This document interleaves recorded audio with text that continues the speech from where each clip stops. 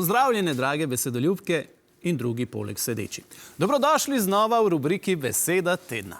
Na svetovnem političnem prizorišču se dogajajo tektonski premiki. Nič več ne bo, kot je bilo. Nova Trumpova vlada v Washingtonu vsakodnevno vleče poteze s ciljem ustvariti Ameriko zopet veliko, oziroma kar največjo. Z načrtovano priključitvijo Kanade, Grenlandije in seveda Gaze bodo Združene države z naskokom največja država na svetu. Zato naj ne čudi Trumpova radodarnost do Rusije. Tudi če Putinu podari celo Ukrajino, bo Trumpova Amerika še vedno večja. A ne samo z geografijo, tudi z gospodarstvom se Trump na veliko ukvarja. Vsem ameriškim trgovinskim partnerkam grozi s carinami. Ja, carine so beseda, ki jo skoraj vsakodnevno slišimo. Beseda carina je izpeljanka iz hrvaščine. Pomeni dajatev, ki pripada carju. Seveda ni treba dvakrat reči, da Trump sebe doživlja kot največjega carja in zato si zasluži tudi največje dajatve. Carina pa ima še dodatni pomen, če jo postavimo v množino. Carine. Tu pa dejansko gre za kratki stavek, ki smo ga združili v eno samo besedo.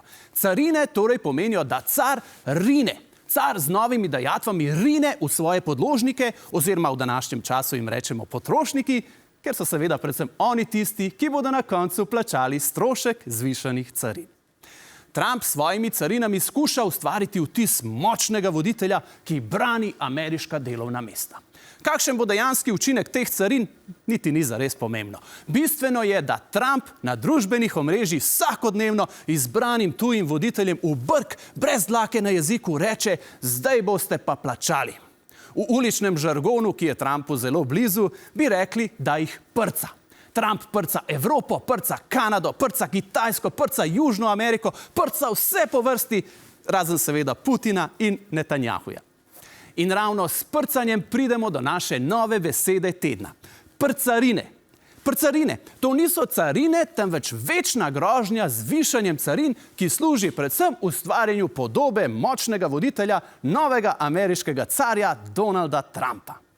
Ja, dragi moji, živimo v času tektonskih premikov in zna biti, da bomo zelo hitro začutili, kam nas peljejo Trumpove prcarine, ki so bile naša tokratna beseda tedna.